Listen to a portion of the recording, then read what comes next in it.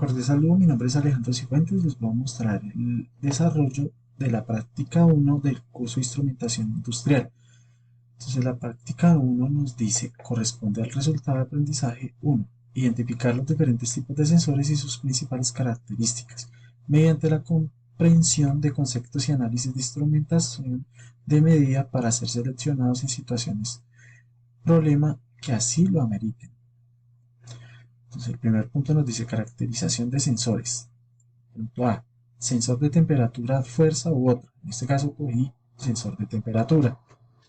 Entonces aquí tenemos nuestras imágenes del montaje, donde vemos nuestro sensor flexible en 60 grados con una resistencia de 52.7 kiloohmios. Aquí tenemos nuestra tabla de mediciones, dice 9 mediciones, y tenemos temperatura versus resistencia. Entonces, como podemos ver, cada 10 grados que obtenemos con nuestro sensor flexible nos va incrementando la resistencia. Digamos, en este caso 3, nuestra medición 3, dice 20 grados, tenemos 36.2 kiloohmios. Si nosotros vamos y miramos nuestro simulador, podemos ver que aquí tenemos nuestro sensor flexible, y podemos ver que a mayor temperatura, mayor es la resistencia. Aquí podemos ver 49 grados, 47.6 kiloohmios. Si aumentamos más, 65, nos va incrementando nuestra resistencia. Entonces, aquí tenemos nuestra gráfica con nuestra tabla de mediciones, y como podemos ver, a mayor temperatura podemos ver que se nos va incrementando la resistencia de nuestro sensor flexible. Vamos a ver aquí en la gráfica. El análisis de la gráfica. El análisis obtenido es que a mayor temperatura, mayor resistencia, y a menor temperatura, menor resistencia. Y vemos que por cada 10 grados se va incrementando un 10% de la resistencia aproximadamente. Nuestro punto B dice, TMP, encuentra la relación entre temperatura y voltaje. Aquí tenemos nuestra imagen de nuestro montaje en Tinkercad, y tenemos nuestra tabla de mediciones. Aquí en este caso también realicé 9 mediciones, y tenemos que a mayor temperatura, mayor es el voltaje. Aquí tenemos temperatura versus voltaje. Entonces, si podemos ver aquí, en 10 grados centígrados tenemos 0,609 milivoltios. Aquí lo tenemos en milivoltios. ¿Listo? Como podemos ver aquí la gráfica. Entonces, ponemos un ejemplo de 40 grados, nos debe dar 0,909. Si nos vamos a nuestro simulador, vemos aquí cómo nos incrementa nuestro voltaje a mayor temperatura. Podemos ver acá. Entonces, si tenemos 40 grados, ahí tenemos 40 grados, decimos que tenemos 909 milivoltios. Entonces, a mayor temperatura, mayor es el voltaje. Igualmente, menor temperatura, pues menor es el voltaje. Es como lo podemos ver. 40 grados, 0,909 milivoltios. La gráfica que obtuvimos con esta simulación es esta. Entonces decimos que a mayor temperatura, como podemos ver acá, mayor es el voltaje, como vemos en la gráfica. Entonces aquí tenemos también el mismo caso, 40 grados nos dio 0,900 milivoltios. El análisis desde la gráfica es, con nuestro simulador vemos que por cada 10 grados centígrados que vamos aumentando se va incrementando 100 milivoltios aproximadamente. Después de hallar los cálculos aquí, me di cuenta que son 100 milivoltios los que van incrementando cada 10 grados centígrados.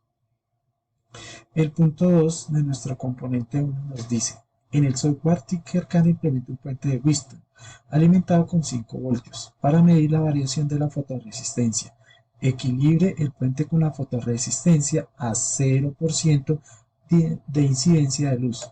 Varíe la intensidad de la luz hasta el máximo y obtenga una gráfica de intensidad de luz versus salida del puente.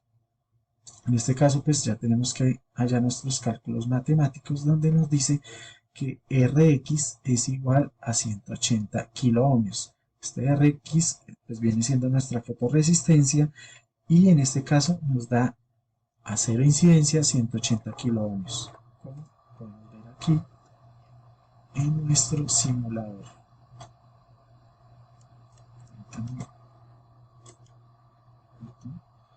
Vemos que a menor incidencia nos da 180 kiloohmios. Sobre esto vamos a hallar los cálculos. Entonces, decimos que Rx es igual a 180 kiloohmios. Entonces, R1 y R3 es igual a 18 kiloohmios. Yo elegí 18 kiloohmios para hacer nuestros cálculos. Entonces, decimos que R1 y R3 es igual a 18, que este 18 lo podemos escoger nosotros mismos. Entonces, lo que debemos hallar es nuestra resistencia 2, nuestra R2. Entonces decimos que BI, factor de R2 sobre R1 más R2, es igual a BI, factor de Rx sobre R3 más Rx. Entonces cancelamos igualdades, BI, y nos queda que R2 sobre R1 más R2 es igual a Rx sobre R3 más Rx. Entonces multiplicamos en cruz, como lo tenemos aquí señalado, y nos queda de esta forma. R2 por R3 más R2 por Rx es igual a Rx por R1 más Rx por R2. Cancelamos esta parte de igualdades y nos queda que R2 por R3 más Rx por R1. Entonces, despejamos R2 y nos queda de esta forma. Rx por R1 sobre R3.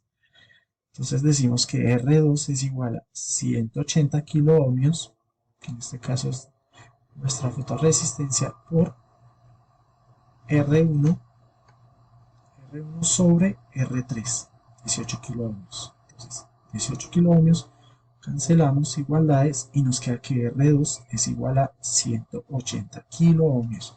Tenemos nuestra imagen de nuestra simulación donde dice que a menor incidencia de luz nos debe dar 0 voltios para que nuestro puente pueda estar equilibrado.